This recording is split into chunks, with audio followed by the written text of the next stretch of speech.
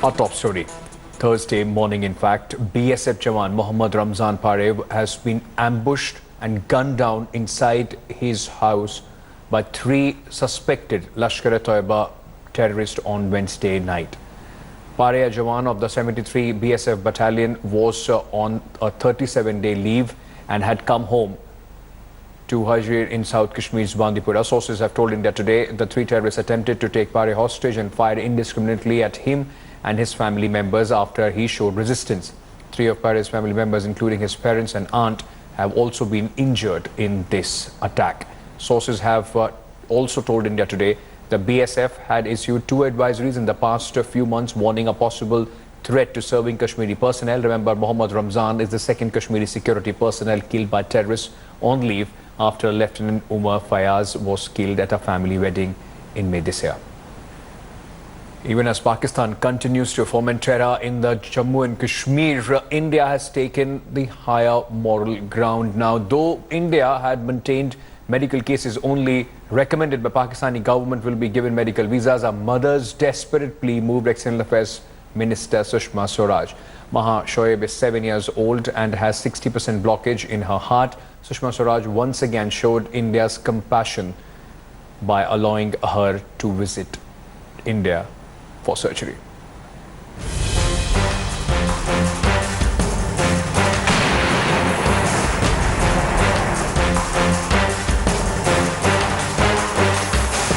Pakistan caught spinning another web of lies at the United Nations. Pakistan continues with its treachery at the line of control. Why will Pakistan not follow Sushma Swaraj's lead? Why not open doors and hearts to a neighbor in the manner Sushma Swaraj has to allow this 7-year-old patient to India? Will the latest embarrassment at the United Nations make Pakistan change its mind? On Saturday, External Affairs Minister Sushma Swaraj left Terroristan rattled. हमने IITs बनाए, Indian institute of technology, हमने IIMs बनाए, Indian institute of management, हमने AIIMS जैसे अस्पताल बनाए, all India institute of medical sciences. पर पाकिस्तान वालों, आपने क्या बनाया? आपने लश्कर ए तैयबा बनाया, आपने जैश ए मोहम्मद बनाया, आपने हक्कानी नेटवर्क बनाया, आपने हिजबुल मुजाहिदीन बनाया. हमने इंजीनियर्स पैदा किए, हमने डॉक्टर्स पैदा किए. पाकिस्तान वालों, आपने क्या पैदा किया? आपने दहशतगर्द पैदा किए, आपने जिहादी पैदा किए. While responding to India, Pakistan's envoy to the United Nations, Maliha Lodi, held up this photo of a battered girl at Gaza. She waved it as proof of what she termed was alleged Indian brutality in Kashmir that Sushma Swaraj, she claimed, had ignored. Now, the United Nations Assembly President is thinking of ways to deal with a fake picture in a suitable way. I want to use but not misuse my position of the President of the General Assembly, but I will certainly think about your suggestion.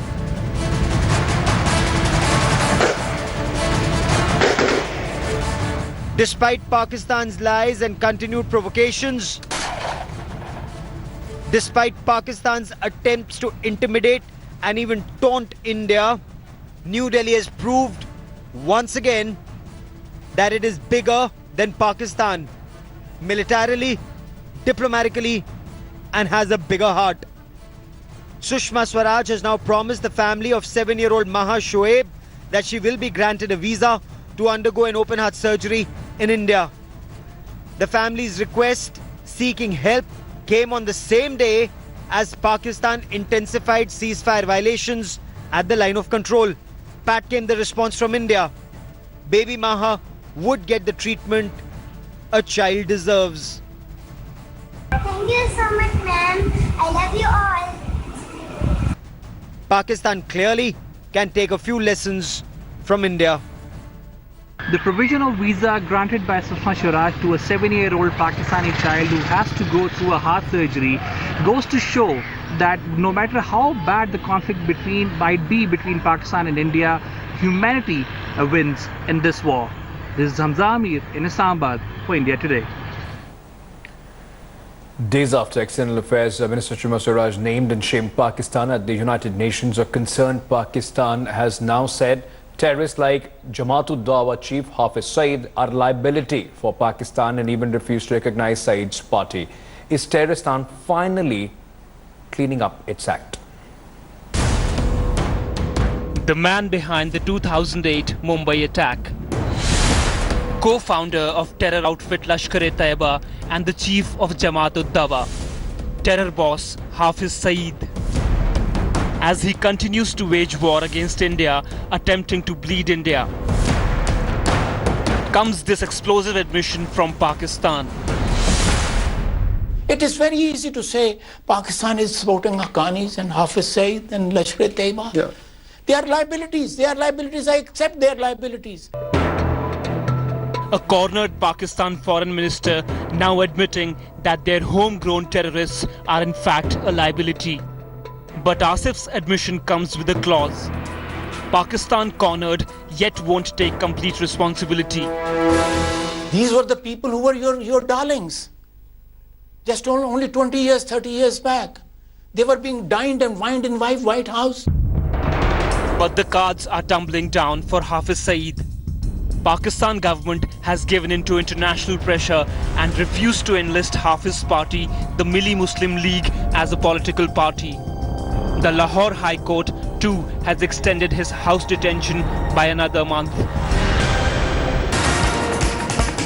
As Pakistan finally cracks the whip on the snakes in its backyard, India and the international community can only take Pakistan's intentions seriously if it continues concrete action against these terrorists. With Hamza Amir in Islamabad, Bureau Report, India Today.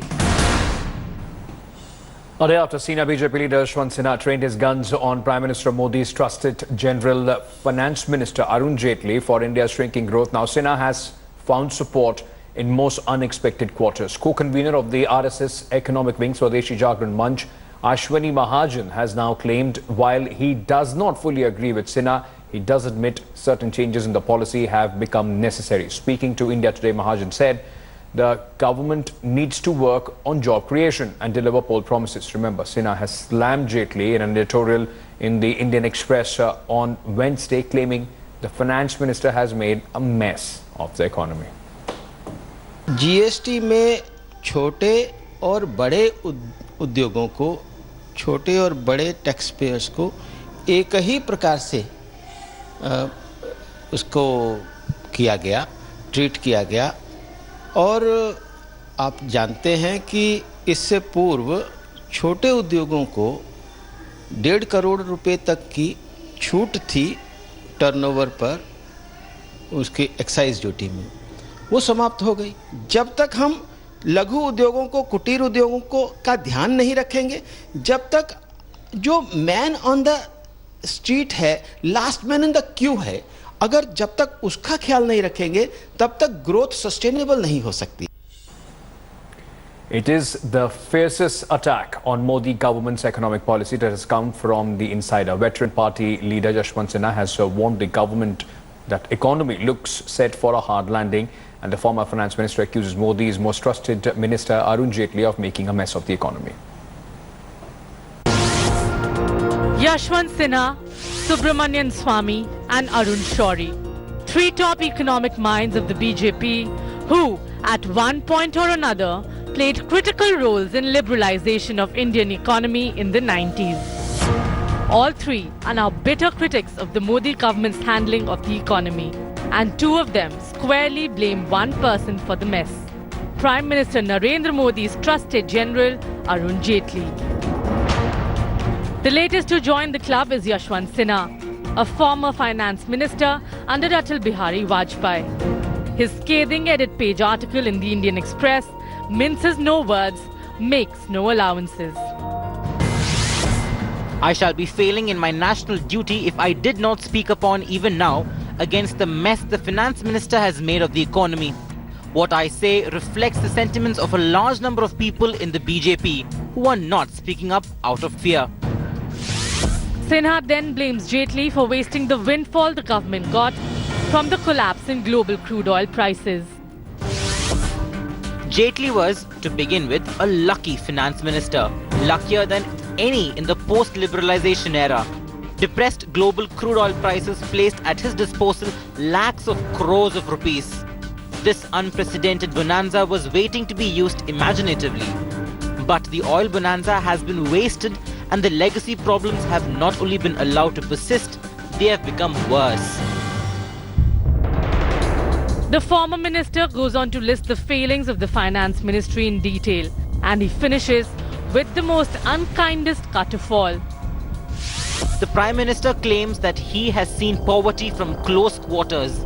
His finance minister is working overtime to make sure that all Indians also see it from equally close quarters. More than Sinha's letter, what would trouble the BJP is the rising murmurs of dissent. Recently, former Minister Subramanian Swamy had warned the economy is in a tailspin and can crash. Swamy revealed that he had written a 16-page letter to the Prime Minister in May 2016, warning Modi about the crisis. The BJP has so far played down these criticisms. It chose to do the same today, even as the Congress fielded one of its most authoritative voices to question the government. The BJP may wish to dismiss Yashwant Sinha's outburst as a case of star grapes, but it's not just the old guard. BJP MP from Uttar Pradesh Varun Gandhi this week questioned the government's policy on Rohingya refugees. So the voices of concern are rising from within the party itself, and the top leadership is unlikely to ignore them. With video journalist Ashwini Polami Saha in Delhi for India Today. A month after Dera Sacha Sauda chief Gurmeet Ram Rahim was convicted of rape, his followers have now issued an open threat to India Today and several other media channels, along with 3 Haryana police officers threatening to kill all concerned for tarnishing this self-styled Godman's image. In a letter released by Dera's Kurbani gang, Gurmeet Ram Rahim's followers have claimed to hunt down every individual who ever spoken against the tainted Dera chief and kill them along with their families. The letter also names former Dera followers Khata Singh, Gurdas Singh and Bhupender Singh, along who appeared on the television debates and revealed the tainted Godman's unholy ways. The letter, which clearly names India Today, was found after it was sent by registered post to certain media offices in Chandigarh. Remember, it was this very Kurbani gang that wreaked havoc, causing riots across Haryana after Gurmeet Ram Rahim's conviction for rape on August 25th. Police have now registered a number of cases against Kurbani gang members for inciting violence after conviction.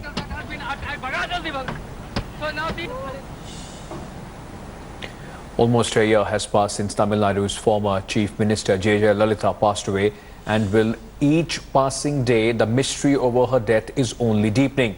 After a series of claims and counter-claims about Amma's death, now the EPS-led Tamil Nadu government has ordered a judicial probe into this matter. The probe will be headed by a retired judge, A. Argumurgswamy, and will look into the circumstances leading to hospitalization and successive death. The probe is expected to be completed in 3 months. So meanwhile, the directive to initiate a judicial probe has only given rise to stronger chorus for a CBI investigation. Remember, contradictory claims have emerged after Minister Dindigul Srinivasan claimed no one met Jaya, contradicting Sasikala's nephew TTV Dinakaran's claim that Sasikala has stabbed Jaya in the hospital. This, even as the Apollo Hospital said, there was no CCTV camera in Amma's room.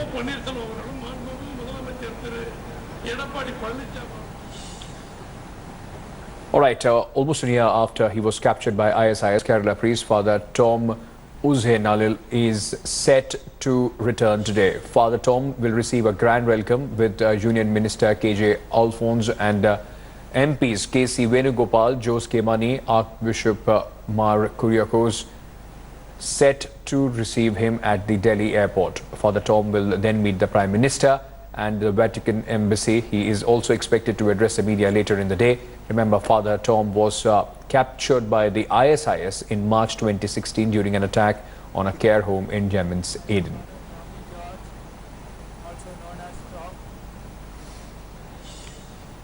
Well, short break at this point, but we leave you with the visuals of the biggest Bengali festival, the biggest day. Mahashtami gets off to a roaring start in Bengal, leaving you with these images. Coming back, stay tuned.